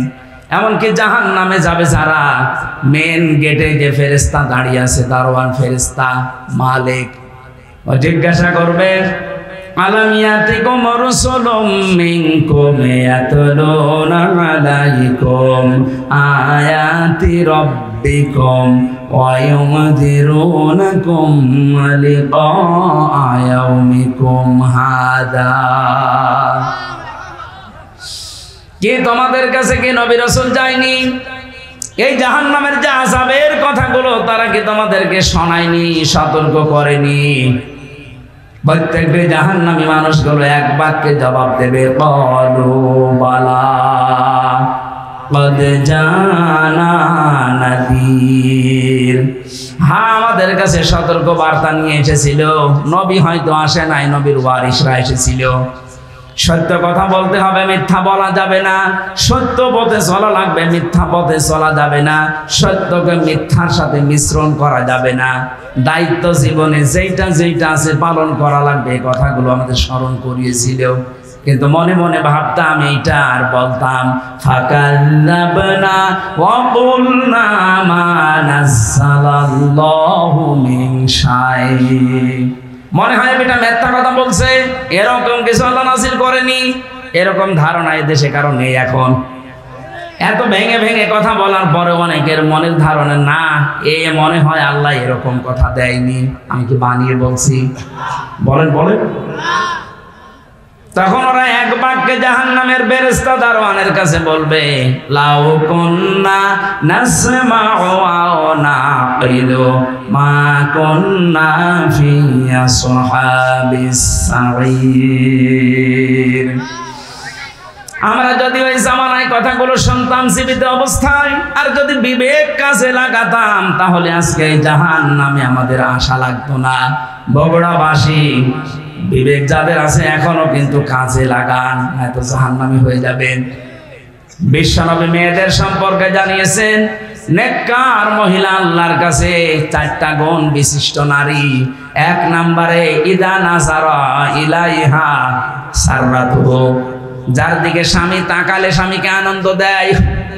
আজ হাজারো মহিলা পরিবারে এইটা করে না। এটা মনে করো দুনিয়ার কাজ না, এটা আখিরাতের কাজ। স্বামী বাইরে থেকে যখনই আসবে, আপনার কথাবার্তা দিয়ে, অভ্যর্থনা দিয়ে, ওয়েলকাম দিয়ে, ব্যবহার আচার দিয়ে, খেদমত দিয়ে, যেভাবেই হোক তার মনটা তরুতাজা করা লাগবে। নবীজি বলেছেন, কোন মহিলা যদি স্বামীকে আনন্দ দিতে গিয়ে হাসি খুশি করতে গিয়ে দাঁত বের করে ফেলে, যেই কয়টা দাঁত তার স্বামী দেখে আনন্দ পাবে ওই কয়টা সওয়াব পাবে। ওরা দাঁত দেখায় স্বামী বাদ দিয়ে বিয়াইকে, দোলা ভাইকে। কথা বলে না কেন? ওয়াইদা গাবা আনহা হাফিজাতুহু, 2 নম্বরে ওই মহিলার জন্য জান্নাতের 8টা দরজা খোলা থাকবে। যেই মহিলার স্বামী বাড়ি থেকে চলে গেলে অনুপস্থিত থাকলে সে তার নিজের ইজ্জত আবরু সম্ভ্রমকে হেফাজত করে রাখে। কত মহিলার স্বামী বাড়ি থেকে চলে যেতে দেরিও মনে হয় যে ঈদ বেঁধে গেছে ওর। বলেন, পরকীয়া প্রেমে যারা লিপ্ত, মেয়েদের অভ্যাস একটা আছে জন্মগত ভাবে, ওরা যদি একবার কোনো জিনিসের শান্তি পেয়ে যায়, জীবন চলে গেলে ওই জায়গা ছাড়তে চায় না। এটা শুধু দোষ ওদের একা না, হযরত আদম আলাইহিস সালামের স্ত্রী থেকে শুরু। জান্নাতে যখন ছিল, শয়তান যে মেন গেটে বলছিল, আকাসামাহুমা ইন্নী লাকুমা লামিনান নাসিহিন, আমরা আল্লাহর নামে কসম দিয়ে বলছি আমি তোমাদের হিতাকাঙ্ক্ষী। গোপন ভিত্তিতে সংবাদ পেয়েছি যে আল্লাহ তোমাদেরকে আরামের শান্তির জায়গায় বেশি দিন রাখবে না, তোমাদের তাড়িয়ে দেবে। হযরত হাওয়া আলাইহিস সালাম আগে পেছনে চিন্তা না করে মনে করলেন, কি এত বড় আরামের জায়গায় থাকতে পারবো না? মানে বলছে কি করা লাগবে তাই বলেন, যা করা লাগে আরামের জায়গায় থাকতে আমি তাই করব। শয়তানের জন্য টার্গেট নিয়েছিল মহিলাকে। কাকে? বলেন বলেন। মেয়েদের চক্রান্ত যে কত ভয়ঙ্কর, জান্নাত থেকে পর্যন্ত আমাদের চলে আসা লেগেছে। এই 15.5 বছরে মেয়ে লোকের চক্রান্ত আপনি দেখতে পেলেন না? একবার কোন রকমে চেয়ারে বসার পর যে শান্তি পেয়ে গেছে, দুনিয়ার সব মানুষ মারা যাক, চেয়ার আমার চাই। মাঝে মাঝে দেখতাম এই কথা বলতো, নির্বাচন হয় হোক না হয় না হোক আমি ক্ষমতা চাই। এটা শয়তানের কথা। কার কথা? মেয়েরা, আপনি স্বামী বাইরে গেলে যে অনুপস্থিত স্বামী আন্দাজে যার তার মোবাইলে কল দিয়ে এই যে শাবনূরের কণ্ঠে কথা বলেন, আপনি যতক্ষণ পরপুরুষের সাথে কথায় লিপ্ত থাকবেন আপনার কবিরা গুনাহ উঠতে থাকবে। মেয়েরা মোবাইলে কোন আওয়াজে কোন সিস্টেমে কথা বলবে আল্লাহ তাও জানিয়েছেন। সূরা আহজাবের 32 নম্বর আয়াত, ইয়া নিসান নাবিয়্যি লাস্তুন্না কাআহাদিম মিনান নিসাই ইনিত্তাকাইতুন্না ফালা তাখদাউনা বিল কওলি। আল্লাহ পাক বলেন, হে নবীর স্ত্রীরা, পর্দার আড়াল থেকে যদি কথা বলতে চান, কথা বলবেন সত্য কথা, কিন্তু ভাষা করবেন রুক্ষ সূক্ষ্ম, গরম দিয়ে কথা বলবেন। যার সাথে কথা বলছেন ওর মনের ভেতরে যদি শয়তান কোনো কিছু ওয়াসওয়াসা দেয়, ওইটা আর কাজে লাগবে না। আপনি মোবাইলে কথা বলতে হলে প্রথমে সালাম দিয়ে জিজ্ঞাসা করে, যদি স্বামী কোথায়, বলে স্বামী আছে বাথরুমে অন্য জায়গায়। কি কি দরকার এমন সাজালো গলায় বলবেন। যদি পরপুরুষ হয়, ওর মনের ভেতরে শয়তান উকি ঝুঁকি দিয়ে ওর সঙ্গে সঙ্গে পাল্টিয়ে যাবে। মনে মনে ভাববে, আল্লাহ এ কি মহিলা না আজরাইল। আর যদি শাবনূরের কণ্ঠে আপনি শুরু করেন আলাপ, ও মনে করবে কাজ হচ্ছে। 1 দিন 2 দিন 5 দিন পরে দেখবেন 2 শয়তান ফেলে দিয়ে উনি আল্লাহ রাস্তায় পালিয়েছে। এই জন্য স্বামী যখন বাড়ি থাকে না, স্বামীর সন্তান, স্বামীর সম্পদ, স্বামীর ইজ্জত আবরু হেফাজত করে রাখা নেককার মহিলার গুণ। 3 নাম্বার, ওয়াতুইনু আলা দীনি যাওজাতিহা, যখন স্বামী বাইরে থেকে দিনের কাজ কারবার করার জন্য থাকবে, তখন তাকে আপনি ছাড় দেবেন, সাহায্য করবেন, সহযোগিতা করবেন, উৎসাহ দেবেন। তো অধিকাংশ মহিলারা এটাই নেই। দিনের কাজে, মানবতার কাজে, 10টা মানুষের কর্মসংস্থান তৈরি করার জন্য স্বামী কাজ করছে, আপনি তার উৎসাহ দেবেন। আরো কথা বলেন না? একটা মসজিদ বানিয়ে দিলে কয়জন মানুষ নামাজ পড়বে? নাই 2000।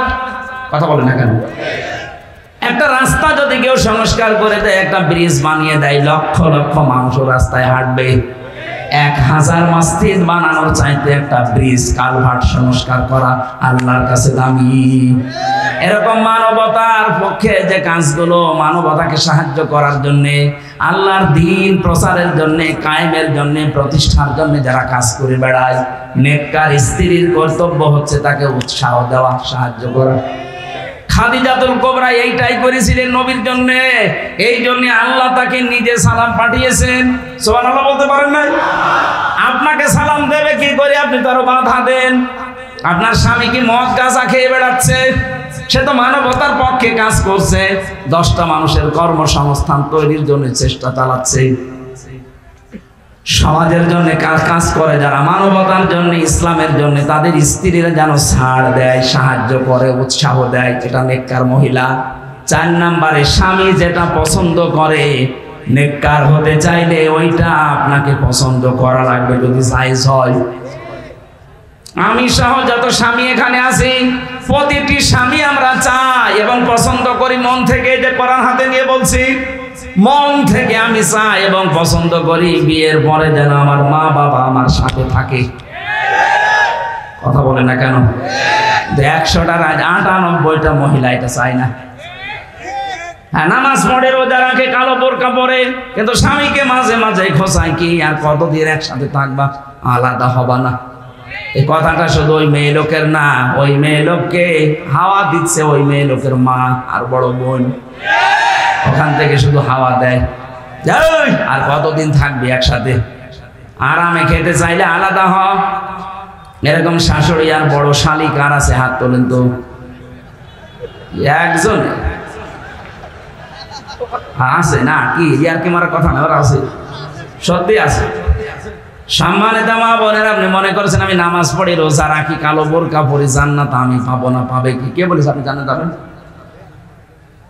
জান্নাতে যেতে হলে আপনার স্বামী যেটা পছন্দ করে ওটা যদি জায়েজ হয়, আল্লাহর কসম আপনার কষ্ট হলেও মেনে নেওয়া লাগবে। এই যে কয়েকদিন আমি গিয়েছিলাম আগে নীলফামারী কিশোরগঞ্জ থানা, একটা বৃদ্ধাশ্রমে ঢুকলাম।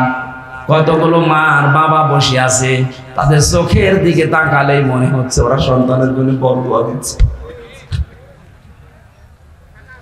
কত কষ্ট লাগে একটা সন্তান বড় করতে। যারা বাবা আছে জিজ্ঞাসা করে দেখেন, একটা ছেলে একটা মেয়ের পেছনে 25 বছর 22 বছর শ্রম দেওয়ার পরে তার বিয়ে দেওয়া হয়। আমার মনে হয় আমার এই ছোট্ট মেয়েটাকে নিয়ে আমি যে ঝামেলায় আছি, আমাকে নিয়ে আমার বাবা মা ঠিক এই ঝামেলায় ছিল। প্রতিটি মানুষের পেছনে তার মা বাবা ঠিক এইভাবে শ্রম দিয়েছে। অথচ লাইন ধরে এই লাইনে বাবা, এই লাইনে মা বসে আছে বৃদ্ধাশ্রমে, সবগুলোর সন্তানই আছে। এতে সন্তানগুলো নিজেরা বড় ধাক্কা সহ্য করতে না পেরে বৃদ্ধাশ্রমে মাকে রেখে গেছে। সূরা আরাফ পড়েছি। আরাফের প্রথম বাংলা অর্থ হচ্ছে আরাফ মানে প্রাচীর। আরাফ মানে, নবীজি বলেন জান্নাত আর জাহান্নামের মাঝে আল্লাহ একটা প্রাচীর দিয়ে রাখবে। কিছু মানুষকে আল্লাহ দাঁড় করিয়ে দেবে, ওদেরকে আল্লাহ জাহান্নামও দেবে না, জান্নাতেও দেবে না। সাহাবী প্রশ্ন করলেন, হুজুর জান্নাতে দেবে না কেন? নবীজি বলেন এরা আর যাই করুক মা বাবার হক আদায় করতো না, তাদের সাথে খারাপ ব্যবহার করতো। আজকে গতকালকে বগুড়াতে একটা ছেলে মাকে জবাই পর্যন্ত করে ফেলেছে। সে যেই হোক, ছড়িয়েছে তো এই সংবাদ। এটা যদি নাও হয়ে থাকে, এরকম জঘন্য কাজ বাংলাদেশ সহ বিশ্বে এখন অনেক জায়গায় হচ্ছে। নিজের মাকে পর্যন্ত জবাই করে ফেলতে পারে যে সন্তান। আমার মনে হয় আরাফ নামক প্রাচীরে অলরেডি দাঁড়িয়ে আছে। সাহাবী বললেন, হুজুর ওরা জাহান্নামে যায় না কেন? বিশ্বনবী বলেন ওদেরকে আল্লাহ জাহান্নামে দিচ্ছে না কারণ ওরা দুনিয়াতে দিন কায়েমের জন্য চেষ্টা করতো। সুতরাং আপনার জীবনের মেন টার্গেট বানাবেন আল্লাহর দিনকে করে জমিনে কায়েম করা যায়। সে যেভাবেই হোক, পদ্ধতি যদি এই দুনিয়াতে আল্লাহর পাঠানো সিস্টেমের বাইরে যায়, ওই পদ্ধতি মানা যাবে না, যেটা সিএমবিরা করে না। ইসলাম কোনদিন এই পৃথিবীতে জঙ্গিবাদ, সন্ত্রাসী, বোমা হামলা এটা সমর্থন করে নাই, করবেও না। এই পৃথিবীর ময়দান শান্ত রাখার জন্য আল্লাহর যে নিয়ম আছে, রসুলের দেখানো যে পদ্ধতি আছে, এইটা অ্যাপ্লাই করে যদি কিয়ামত পর্যন্ত লাগে, দিন কায়েম না হয়, আপনার অসুবিধা নেই। আপনি চেষ্টা করার কারণে বেতন পেয়ে যাবেন। কথা বলে না কেন? আমাদের চেষ্টা থাকা লাগবে কি করে আলা আলাহুল খালক ওয়াল আমর, এই জমিন আল্লাহ বানিয়েছে, কি করে আল্লাহর জমিনে আল্লাহর দিন এখানে দাঁড় করানো যায়। এটা আমি করতে পারলে ভালো, না করতে পারলো আমার লস নেই। আমার বিকাল 5টা মানে জীবনের শেষ দিনে আল্লাহ আমাকে বেতন দিয়ে দেবে। আর আমার বেতনের নাম জান্নাত। বেতনের নাম কি? এজন্য আমাদের বিবেকটা আজকে আমাদের কাজে লাগানোর সময়। দুনিয়াতে যাদের বিবেক কাজে লাগে না, কোরআনের ভাষায় সূরা আনফাল 22 নম্বর আয়াত, ইন্না শাররাদ দাওয়াবি ইনদাল্লাহি সুম্মুল বুকুমুল্লাযীনা লা ইয়াকিলুন। দুনিয়াতে যাদের বিবেক কাজে লাগে না, আল্লাহ বলেন হে নবী ওদেরকে মানুষের মতো দেখতে মনে হলো, ওগুলো জানোয়ারের চাইতেও খারাপ।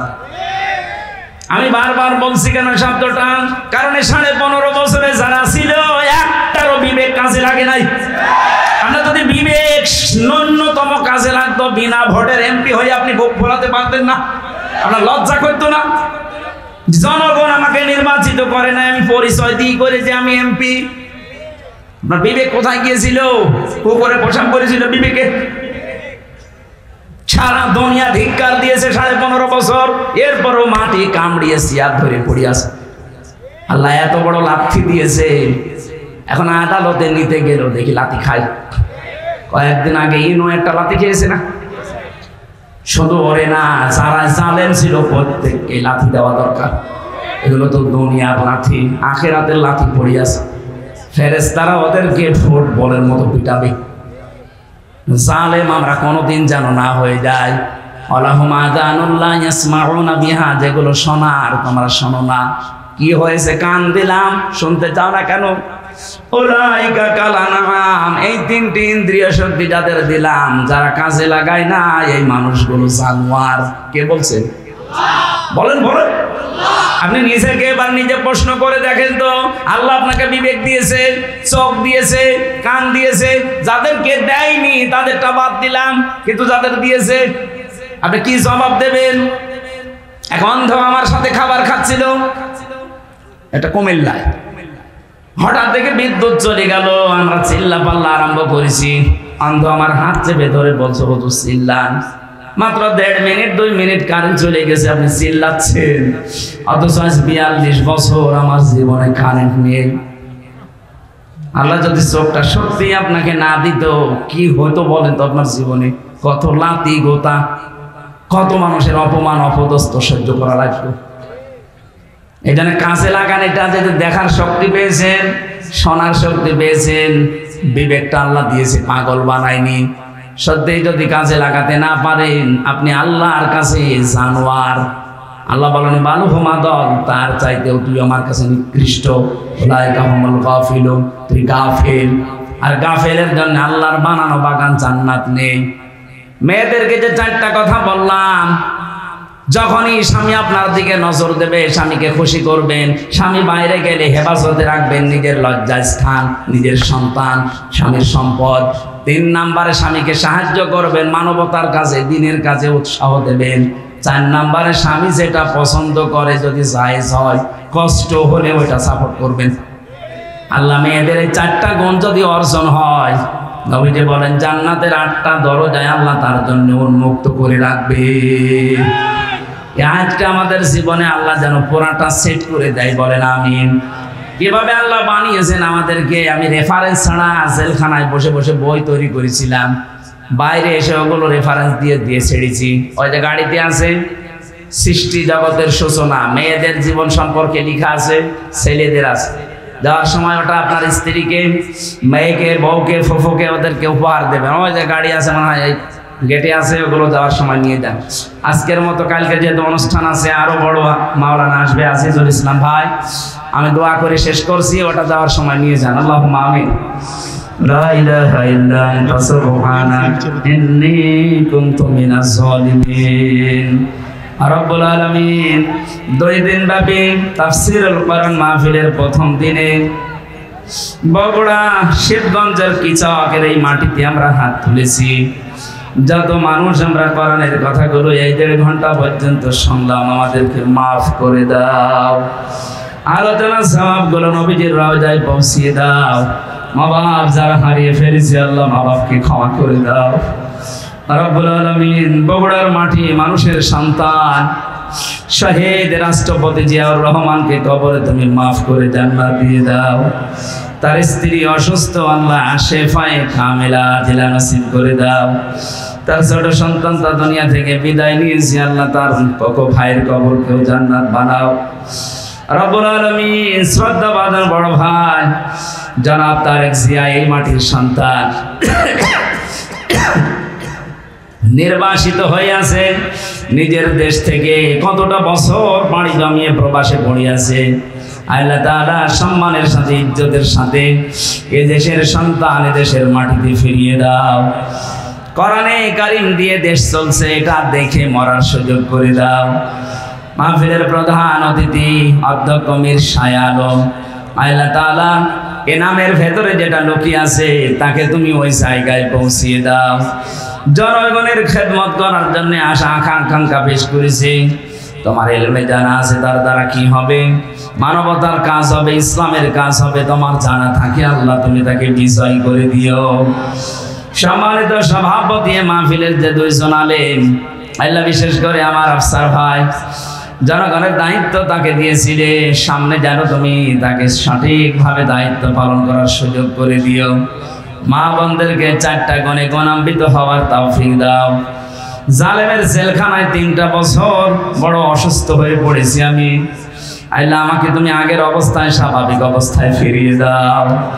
কোরআনের কথাগুলো সহজ সরল ভাষায় বলার মতো যোগ্যতা আমাকে ভিক্ষা দাও। এই এলাকায় মাটির নিচে কত মানুষ ঘুমিয়ে আছে, কোরআনের ইজ্জতে আল্লাহ তুমি মাফ করে দাও। জেলখানায় আমার পার্টনার শ্রদ্ধাভাজন বড় ভাই জনাব মিয়া নুরুদ্দিন আপু, আল্লাহ তার সন্তানের জন্য দোয়া চেয়েছে, ছেলেটাকে কবুল করো, তার শরীরকে তুমি সুস্থ রাখো আল্লাহ। বহু সাহায্য করেছে জেলখানার ভেতরে আলেমদের, আল্লাহ তাআলা এই ওসিলায় তাকে তুমি মাফ করে দাও।